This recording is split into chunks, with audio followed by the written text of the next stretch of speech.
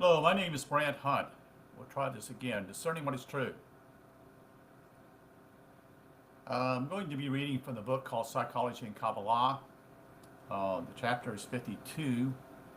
The 52 title is simply called Soul.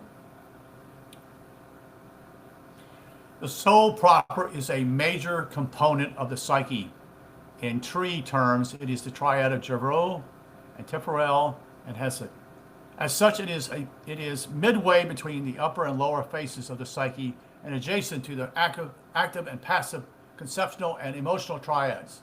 It is purely psychological or Yuzaratic triad, quite independent of the physical and spiritual trees. This gives it the unique capacity of free will. It is here that the person makes their decisions, processes, experiences, and develops self-consciousness. It has several names in Kabbalah, and so here we will see, I should say, use the English word, quote, soul. Some people equate the soul with the self, but this is not so. The self is concerned with the totality of being.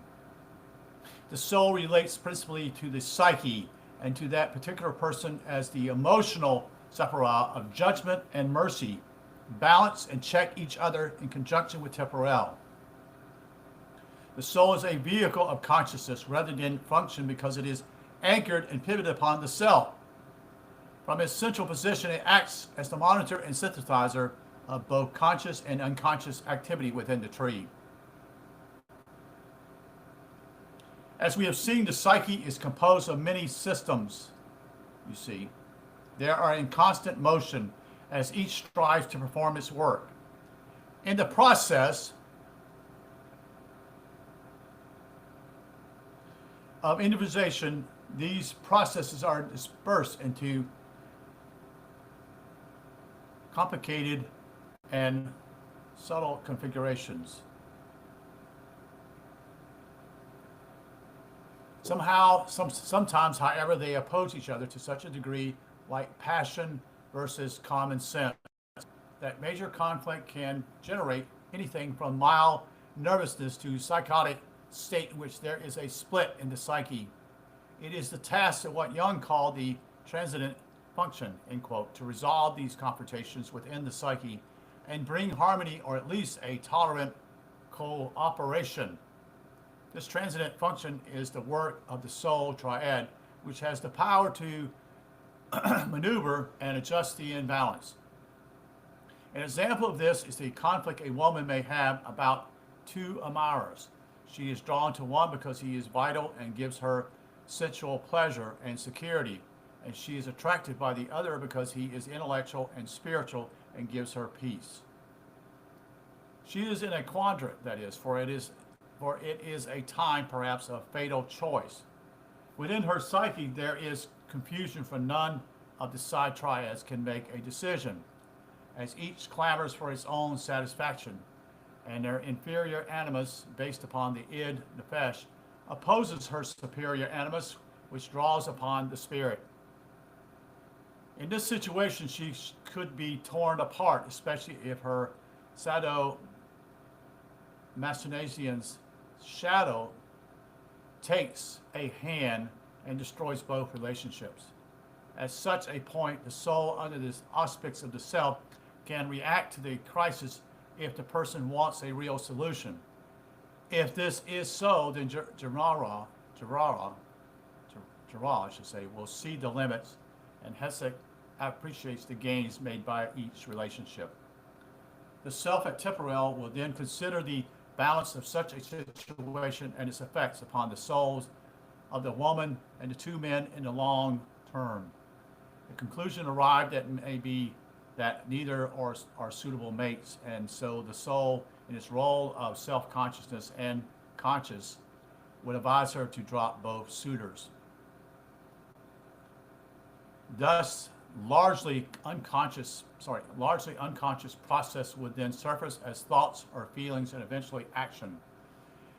If she compromises and chooses one of them anyway because of the ego need, then the soul will let her know that something is not quite right, perhaps through a dream or some external manifested omen, like quarreling with one man. If the signs are ignored, then the process she has initiated will proceed until the issue can surface again.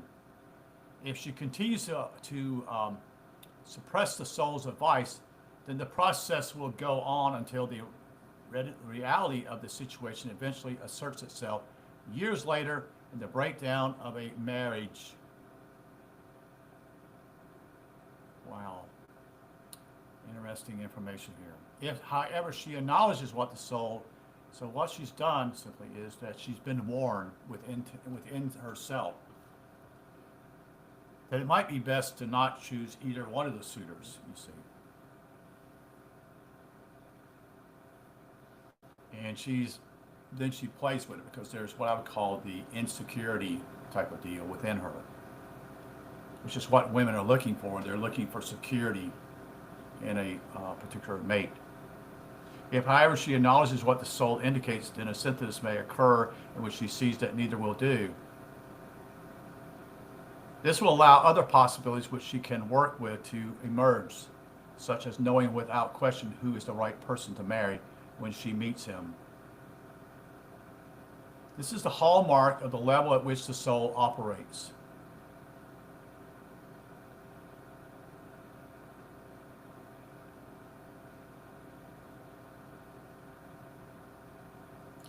And so what they're showing here is the whole thing at the very top here. This is showing here in the psychology and Kabbalah, I should say. You have comprehension on the left-hand side. On the right-hand side, you have insight. In the middle is what they call spirit. The one that's at the very top where your head is called divine. You have what they call thy will, meaning the middle. Okay? It's not the right or the left. They're there to help you to come to the central part of why you're making decisions in your life. And so the next part is simply your vision of this. And the lower parts come down, continue on down to the middle. And then you come to another area of the two right and left pillars again. This being again left, I should say, would be discernment. And on the other side would be compassion. And the vision here is where, again, where dot is, D-A-A-T, which is knowledge. What they're using here, vision. Then there's what I call the two line coming, instead of it being spirit, this line comes down and it's soul. And then below that, immediately where all the three come together, before you come into a quadrant here, is called free will. In other words, you have free will. So between the soul on the left is discernment, on the right is compassion. Then you have, when you come in at an angle, at a 45 degree angle, so to speak, one is a human, from discernment to the self, from the level, from compassion, from the level, it says level, will be the self also. And then you have from the next right and left part of the tree. On the left is going to be precision, and on the right is called creativity. And so the self again has what I call it comes down again. You have the middle path, which is the main path. You still have free will. You have self in the middle, and then you come to the angle here. Like I said, in the left is precision, and to the right, another part of the pillar is creativity. When it comes to the self coming down to the precision is called animal. From the self to the creativity is called, another angle is called level. And then below that self is what we call my will. So right above the self is called free will, soul. And then below that self, and then we call my will. And in between the precision and creativity is called vegetable level. So naturally it's the lower part of the tree, we would think. And this would be what we call the area of what we call willingness, that is. And then you have this, again, in the middle here, after self, below comes down what we call ego. And now you're coming at the base of the tree here. So precision comes in not only to the self, it also comes down to a point of a 45 degree down angle to the ego, and creativity comes down to the ego also. And right above that is, above it, between the precision and creativity, is called the vegetable level. And with that is willingness. And below the ego you have what we call, from precision to will of the body is called willlessness. Willlessness. So one extreme here, you're going into the will. This is below the ego, and then the other side, the creativity side, is called willfulness. Okay, and to the bottom of the tree is called will of the body. Okay, it's a large tree. It's easy for me to see, unlike the other ones. And so this figure 53 is explaining here the figure 53. There are several different kinds of will. The will of the instinct is very powerful. Sex preoccupies much of life of what we call if seeking a mate and creating a family, home is included. Then there are the two poles of willfulness and willlessness that continually pull each way. Okay, so you're being pulled one way or the other, and the key is simply you want to stay in the middle of the tree. Willingness is quite rare and indicates the beginning of maturity. My will is the tool of animal people. Okay? Free will comes in the soul triad. Here, the choice is between being self-serving or being in service to the Holy One. To the Holy One. This is not just a single decision, but something done every day in the face of the pressures of the lower wills. Haleve. That's the name of the guy who wrote it. So you can see that this base of the tree is where a lot of friction takes place. And if you don't solve that problem, you're not going to go up the tree. We would also say probably this would be another illusion or illustration of what we call Jacob's ladder. Although I would like to look into that more. I can't really say that for sure. So let's read this one more time, again, dealing with the will. You have free will. There is no such thing as the church teaches, this whole idea that is what we call determination. You're determined, that God chooses you. In some ways it is, but it's not. But the way the church wraps it around is simply is that God chooses you and then you become his child, such and such. That's baloney. Okay? That's what the church teaches. That's not true. It's not. They've deceived almost all of mankind in that whole apparatus because it's the easiest thing to do. Because you've got to take care of the mess. No, God's not a part of that, you see. This is where mankind is. He has not grown up. He doesn't understand it. And I'm talking to myself here. It's not just, I don't have all the answers. That's why I'm reading this stuff. Okay? That's why I'm looking at this stuff. Okay? Because I know that the church is not teaching truth. I know that. I've spent 45 years of my life more than that. Okay? It doesn't answer the problem. It doesn't solve the problems. It just basically sugarcoats it. And when you begin to read what I call these works, which are not popular, or people are told it's from the devil, most people don't research it. And Scripture is very clear. It says only a few. It doesn't mean 5 billion people who become Christians. Okay? This is where, if there's 8 billion people on this planet, and you are saying that basically all Catholicism, and you're talking about Christianity and the Protestant churches and all that, and they're claiming 4 to 5 billion, whatever it is, that is the wide road. That is not the narrow road, the narrow path. In fact, it's not a road, it's a path. You see. And so, this is what one must do to excel, to find out who they are. You're here to find yourself. You see, your true self, nothing else. You see. Astrology long ago is what we would call today psychology. But psychology has been all messed up too, you see. And then people with astrology have been, it's all messed up, you see. But long ago, you had what we call wise people who would basically help. And that would be in the mystery schools, you see. Like I said, it would be a young man who's basically, for 7 years, has spent his time finding out what his purpose is. Why is he here? No one asks that question. They'll say, well, I'm here for a job here, such and such. No. You don't understand that. That's not the premise. Never has been. That's just for you to earn a living, to quote unquote survive. Yeah, that's life, but that's not spiritual life at all. And when first people come here for the first time, 10 times, 20 times, whatever times it is, maybe 500 times, and yet haven't figured out.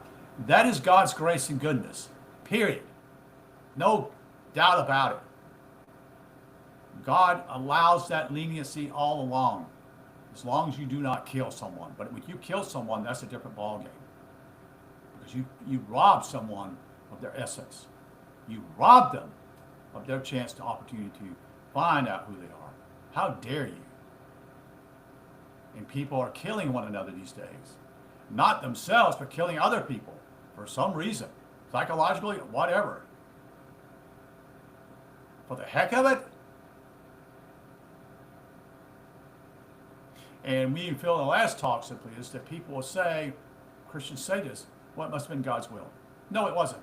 It never was God's will for someone to be killed. It's not. God is pro-life, meaning he doesn't want to see people hurt, angry, get killed by something of this nature. And the person who does this is going to suffer immensely. Maybe not here on this planet, but afterwards will suffer immensely. Not like, oh, they're going to hell. No, that's not it. They will be alone and will have to deal with their thoughts and what they did and the premeditation, all that, what was going on. And they will deal with that until they come to the point simply as genuine sorrow.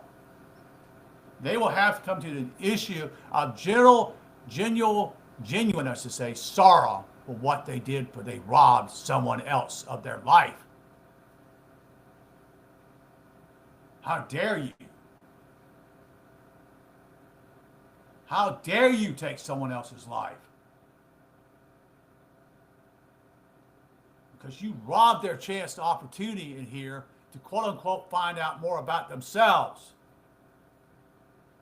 And that is not God's doing. You don't blame God for that at all, because you have free will. There is no such thing as determinism. That's a lie.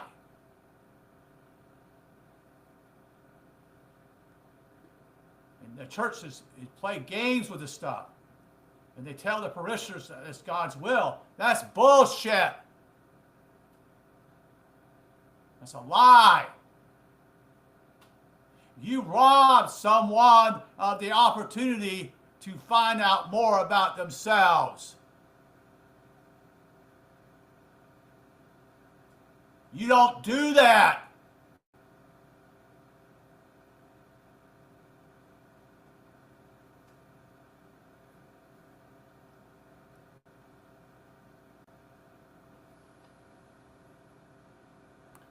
There are several different kinds of will. The will of the instinct is very powerful. I've said that. I'm sorry, got off on a tangent here. But I want to talk about that because simply it bothers me when people say it's God's will and it's not God's will for someone's life to be lost, because they had a genuine opportunity to find out more about who they are. They'll come back here to reincarnate again, the person who was killed, but the killer is going to suffer greatly. It may be a little bit in this lifetime, but they're going to deal with that until they make genuine sorrow with what they did.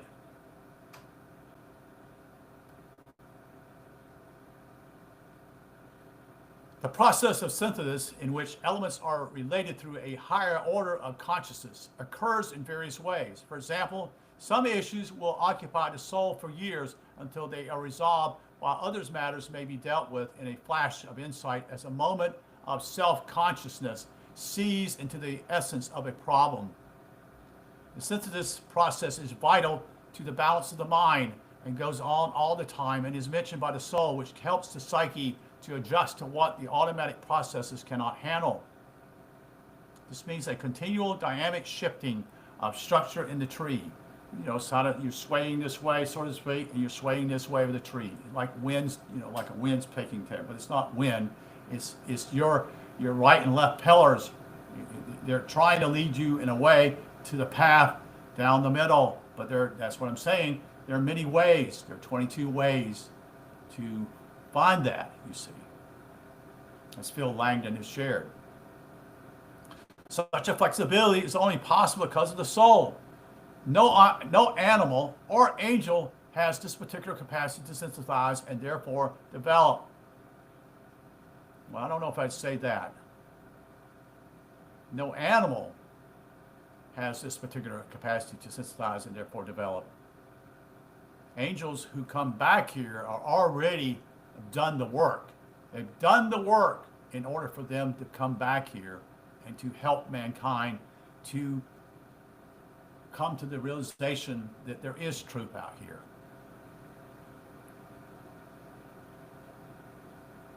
For example, if the soul is isolated, as in psychosis, then the psyche ceases to develop until a working balance has been established and the soul triad can operate again. Once this has happened, the lesson learned can be incorporated by insight, discrimination, and acceptance. These are the qualities of Tipperel, Jabral, and Hesed that compose the soul. The soul is where the person assesses himself or herself. It is the place where all the experiences gained through the body, psyche, and spirit is made individual. Thus, while a man and woman may have a love affair like 10 million others going on at the same time, it will be the soul of each that makes it unique. The pillow talk and cliches may be archetypal, but it will be the soul that transforms the relationship into something special. People who make love without the soul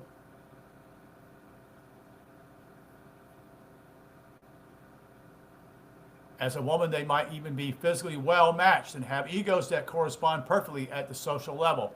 But if there is not the soul connection, no deep and unique relationship can occur because they're uneven. They're not on equal ground here, you see. It's a poor decision on both parts, both man and woman.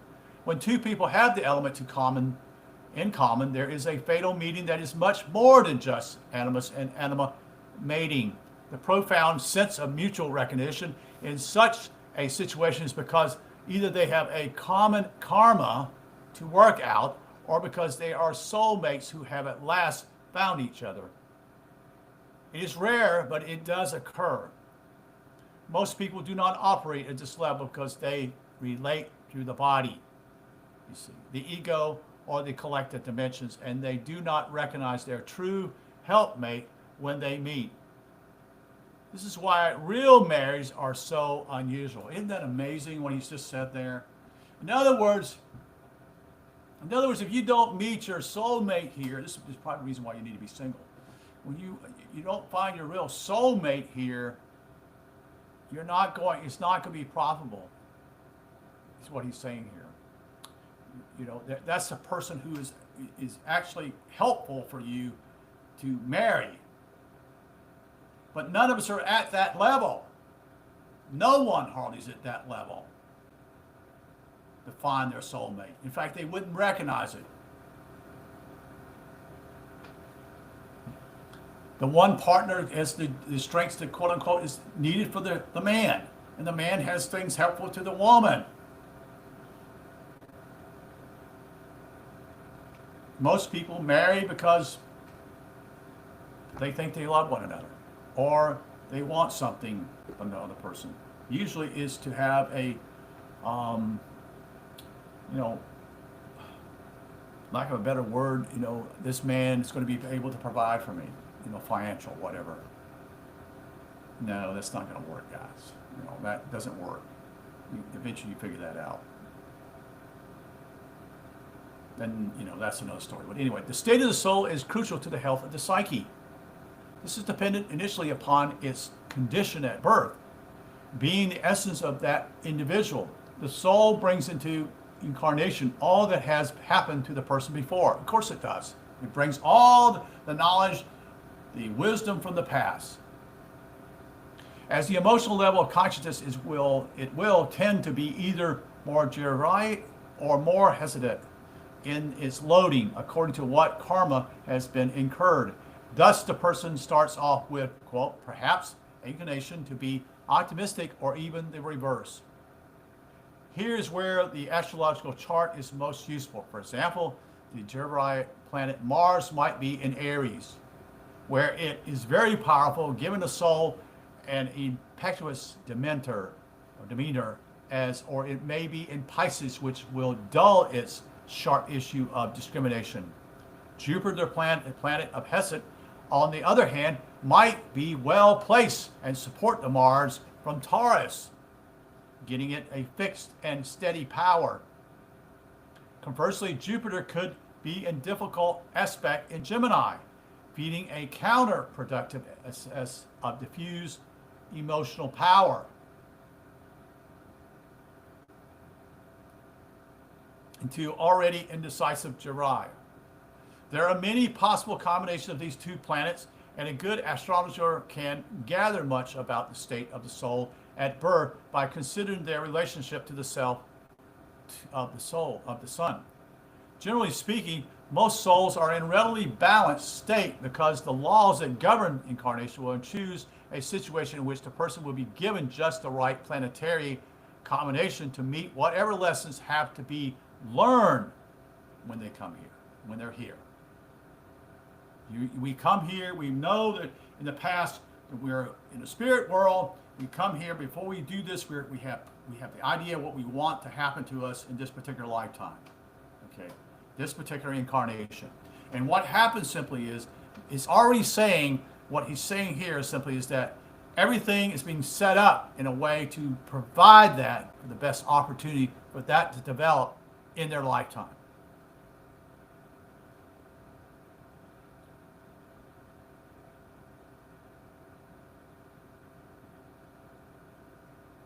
In some cases, however, the configuration of Mars, Jupiter, and the Sun will reveal a particular gift or a problem that has to be used or dealt with. An example of this is the person with Mars and Jupiter conjunction in the house of partnerships. This could indicate issues of conscience in marriage or any long-term or legal partnership. From a psychological view, such a person might find that their, quote, superego idea came into conflict with what they really felt about formal arrangements. Like the soldier who despised his commanding officer, but nevertheless obeyed his orders out of discipline. Interesting, that's a great concept too. Because the soldier he's been told to, quote, to act certain things, orders, you see. I was thankful I never got into the army. I'm very happy I never got involved in that. Killing people because your government says so. That has nothing to do with here, but it's just my own intake. But accomplish such a situation would be seen or decidedly karmic, and an opportunity to untie some deep and ancient knot that has brought the two men together again so that they need not repeat it life after life. As the ego can be stunted by such a fixation, so the soul can be distorted by excessive emphasis towards Jivrai, which makes it too strict or too much hesitant that allows it to be lax. So there's a strength, one's too, you can't do this. And then the other one's like, I can do whatever I want to do. You see. There has to be a happy medium. There has to be a wisdom there. A soul can also be quite contrary about what is right, because free will can be used for good or bad. You bet it can be. Example of evil is the master criminal who has deep insight into the psyche and uses this knowledge to manipulate others for his own purpose. Morality begins at this level because choice opens up the kind of options that are closed to the side and lower triads. Correct. Of psychological function, a person working off ego will not even notice any moral issue because they will react according to local custom, like accepting slavery or apartheid. The soul is the place where the individual comes to know him or himself, herself. It is where the person's essence is held. This may be expressed in a particular form or symbol in a dream. Thus, a man might see his soul as hunter, or a woman perceive herself as priestess. It has been known for people to portray their soul state in the form of delicate town or delicate temple. Some people unconsciously encapsulate the state of the soul in a personal motto, such as, quote, I am a rock, end quote, or waiting, end quote, or even, quote, I am a born loser, end quote. These phases often arise quite spontaneously as the soul hints in revealing phrases about how to handle the lessons of this incarnation. As part of the individualization process, the soul plays a most important role. It is the principal agent of self-observation in that it holds an independent position between the side triads and the upper and lower phases of the tree. As such, it can participate in most of the process, although it can also be denigrated, I should say, by the inferior elements of the psyche. So what it's saying simply is that you can have all these things together, but you have one area that basically is inferior, has a problem, it will cause problems. You're not ready for it. You see.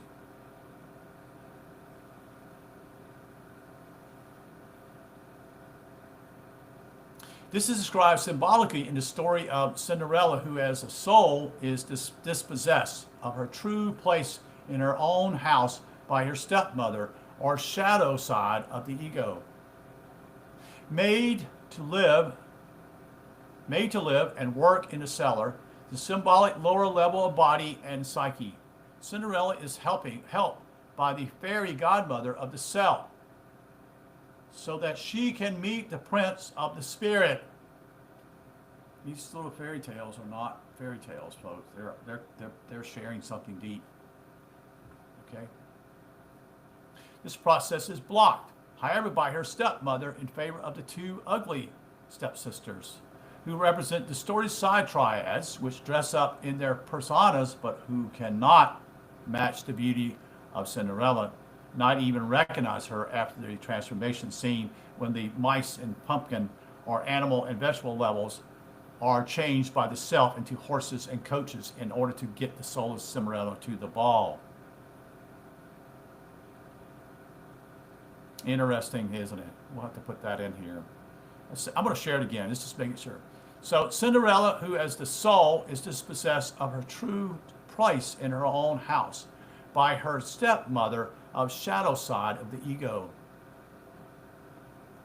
Made to live and work in the cellar, the symbolic lower level of body and psyche, Cinderella is helped by the fairy godmother of the self, so that she can meet the prince of the spirit.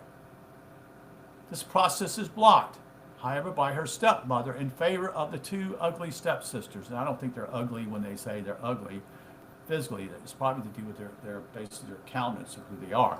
Also represent distorted side triads which dress up in their personas, but who cannot match the beauty of Cinderella, nor even recognize her after the transformation scene when the mice and pumpkin or animal and vegetable levels are changed by the self into horses and coach in order to get the soul of Cinderella to the ball.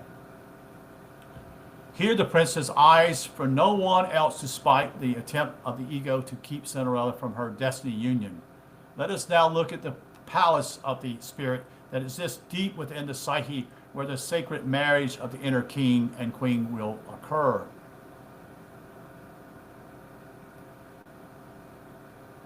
And that is in chapter 52.